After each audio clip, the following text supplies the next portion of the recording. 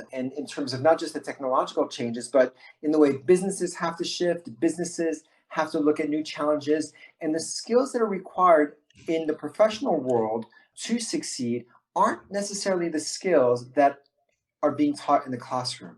The skills that we need to succeed personally in our family lives and our relationships aren't necessarily the ones that we're learning in the classroom. And more to the point, in terms of the existential crisis that we might face, the skills that we're learning in the classroom for the last 150 years haven't led to the greatest outcomes when it comes to the planet. So all of these things come together and make me think.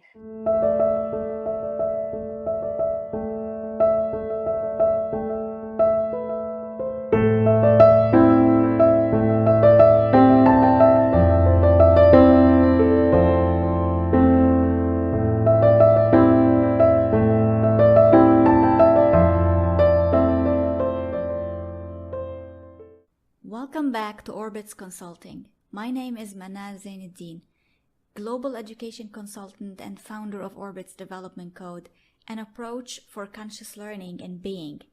This podcast highlights education communities from macro and micro angles, leadership, learning, personal and professional growth across multiple disciplines. Education is holistic and as vast and infinite as the cosmos. As we bring stories, interviews, talks, projects from around this globe, I extend Plutarch's famous quote that I had posted in the schools I have worked in. The mind is not a vessel to be filled, but a fire to be kindled.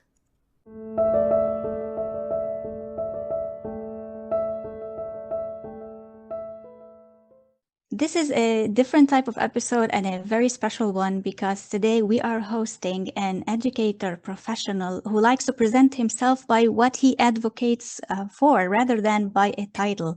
And I quote, "More questions than answers, purposeful thinking and acting for the welfare of the bio-collective," end quote. We agreed to discuss in this episode points we both meet at, mainly because the concepts that we talk about complement each other, calling more minds to think with us during this episode. We hope that we can draw the attention to the need for reflection, the courage to innovate, so more and more voices can bring value to the table, and we are sure that more and more voices, heard or unheard yet, who can start today to change what we think cannot be changed. Our guest today is Benjamin Freud, Dr. Benjamin Freud. He's the co-founder of Coconut Thinking with Charlotte Henkin. We send her our best regards today. And I quote the founder's words, quote, "whose ambition is to create spaces for purposeful thinking and action that contribute to the welfare of the bio-collective," end quote. Benjamin is also the whole school director of learning and teaching and problem-based learning teacher in Chiang Mai, Thailand. Benjamin holds a Ph.D. in history, Master's of Sciences in Education, Master of Business Administration, Master of Arts International Relations, Bachelor of Arts International Affairs,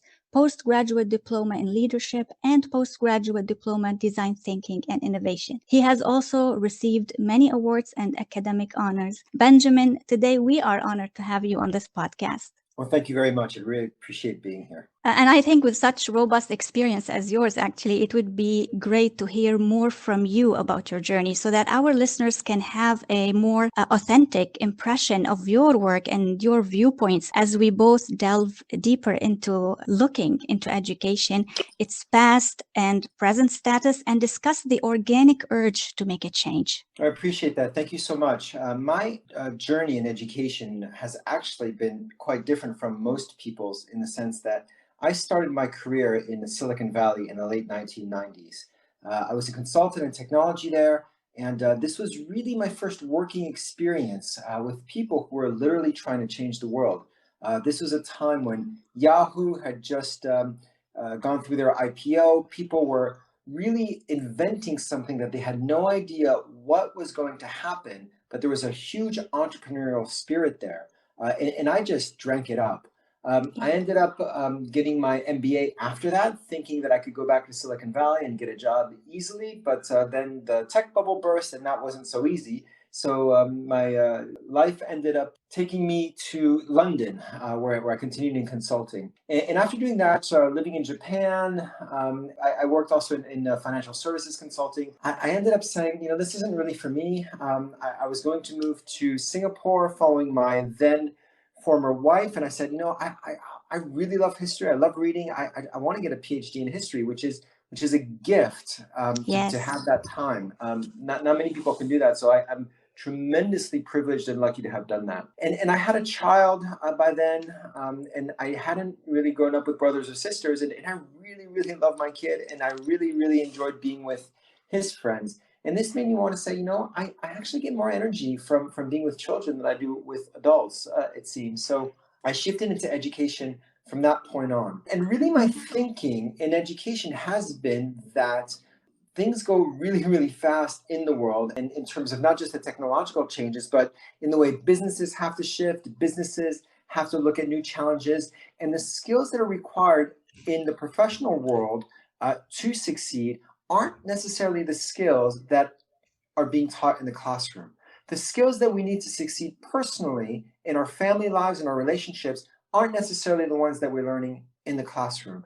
And more to the point, in terms of the existential crisis that we might face, the skills that we're learning in the classroom for the last 150 years haven't led to the greatest outcomes when it comes to the planet. So all of these things come together and make me think there has to be a better way, a way that is not just going to ensure that the young folks and the older folks who are going back to school are prepared for success in their personal and professional lives, but also that we could think about the planet. That's my story, and it is rare, but in terms of where this has taken me, but I also think that many people have reached this conclusion. Yes, I have reached this conclusion myself, so I totally relate to you. But I think, the first step is to question the context that we have been engulfed in for decades. And that's exactly why you and I are here today. Alongside questioning, there is also a second step, which is unlearning, particularly the terminology that we use. When we still examine the collective understanding of a school, the term school, we immediately visualize classrooms and students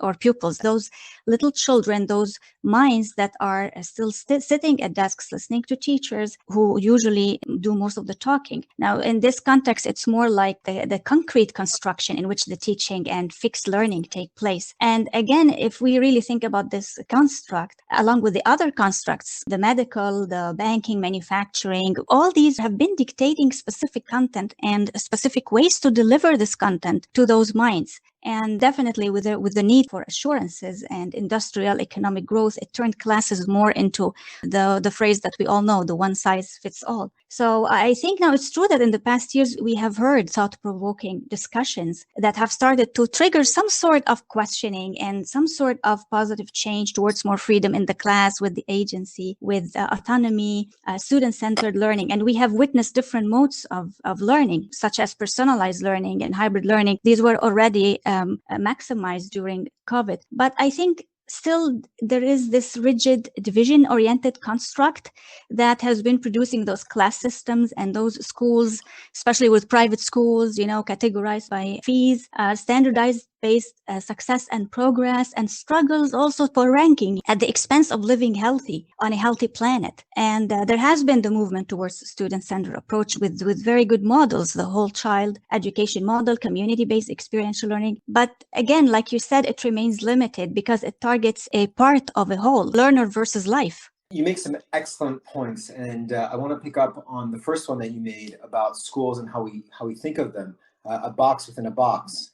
As I heard earlier today, that makes absolute sense. And I think that when people think about schools and are wondering what that might look like, and even questioning whether or not we should change schools, we have to take a longer term perspective here. The word school and how we think of school and contextualize school is not just 150 years old, but it's a Western construct, and it's been imposed on so many other countries through colonialism, through imperialism, through this very Western-dominated thinking that's based on Cartesian dualism. True. Before 500 years ago, there were no schools. Yes, sure, you had monasteries that were teaching certain lucky few in order to read and write for religious purposes. And yes, universities did exist for 800 years or so, but the concept of mass education did not, and it was meant for industrial reasons. But more importantly than trying to deconstruct what that looked like and how that doesn't fit for our future, we have to look at the past and how learning has always happened,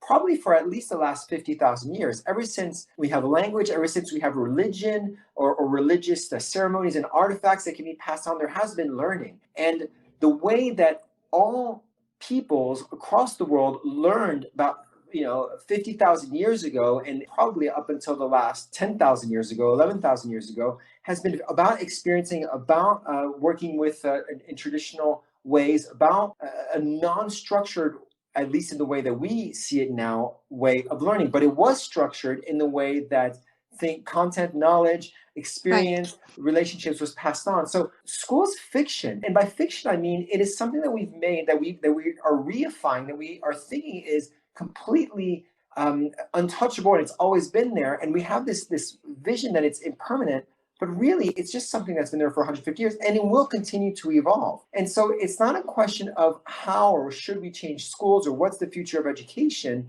so in so much as we have to first let go of this idea that school is the way it is and it has always been that way, and that liberates our imagination and liberates us to understand the forces that are there.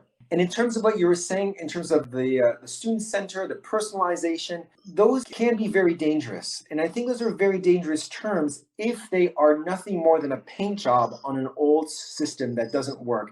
And the system doesn't work. It's not just about preparing our kids towards the future, but it's about shedding the egocentric, anthropocentric ways of thinking.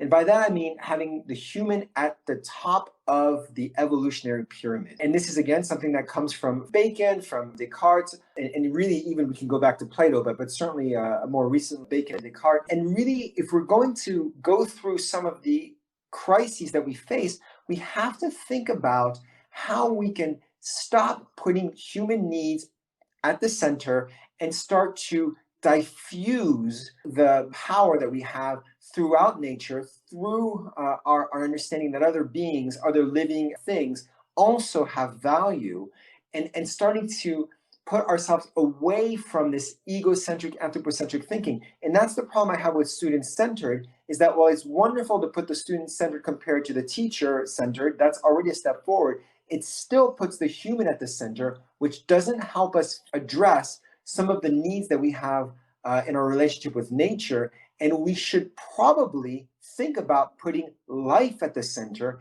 and valuing our interconnections with life first.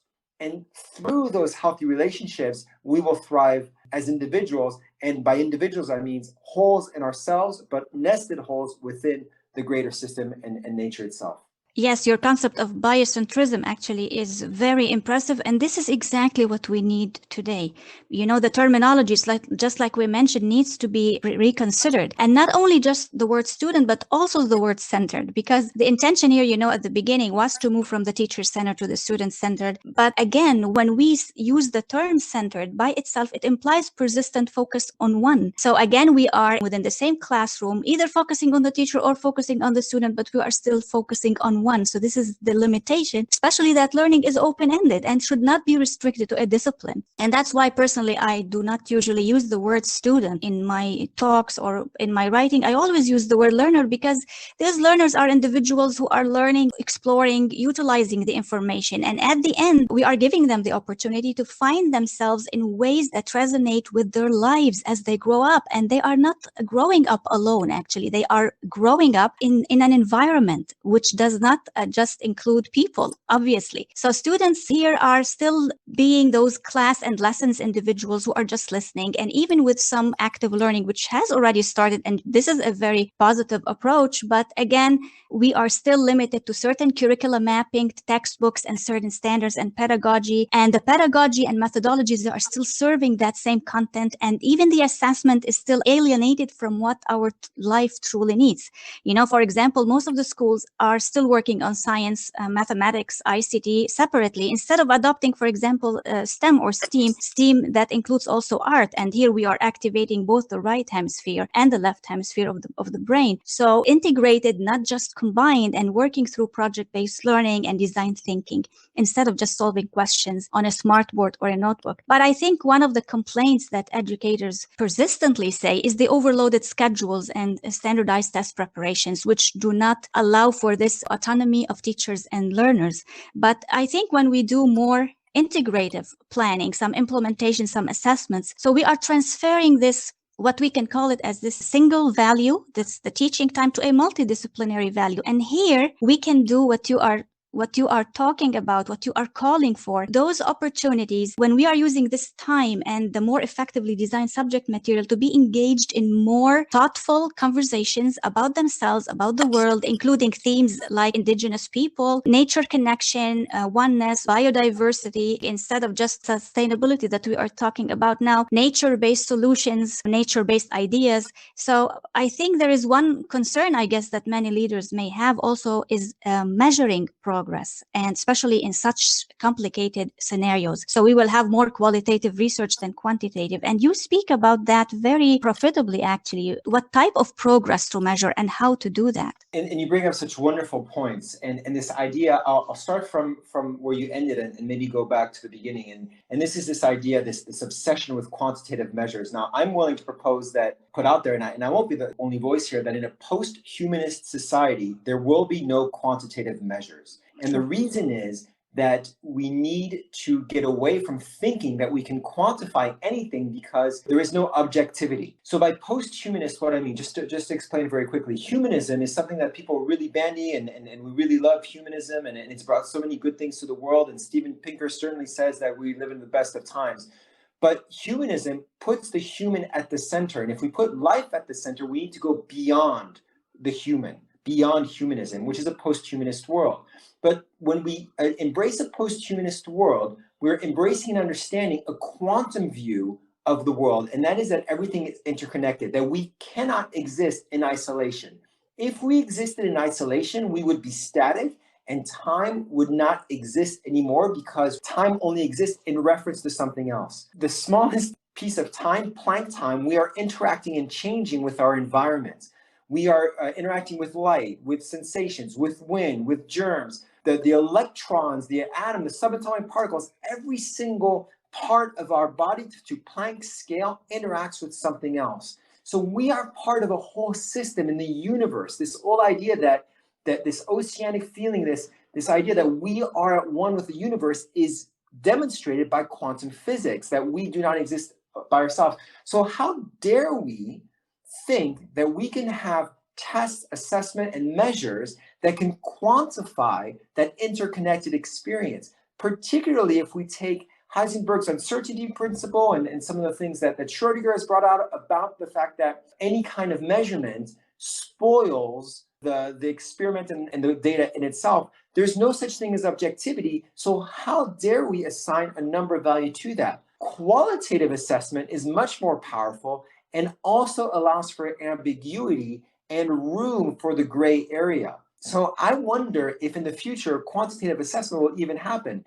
And going back to what you were saying at the very beginning about project-based learning and certainly about student-centered, again, you hit it on the nail that student-centered still atomizes people, and I agree with you about using the word learner over students. It atomizes the individual, literally. It breaks us away from those social connections. So I wonder if, while we can still look at a child, an adult, and think about their progress with learning, and that word progress is a very difficult one. I use it with a grain of salt, but how they're learning, how they're moving, how their experiences are changing, but also looking at it on a social level, so that if we all contribute as a team, as a collective, to have impacts, to contribute to another life form, another environment, something else, whether that is the real measure of our learning and our action.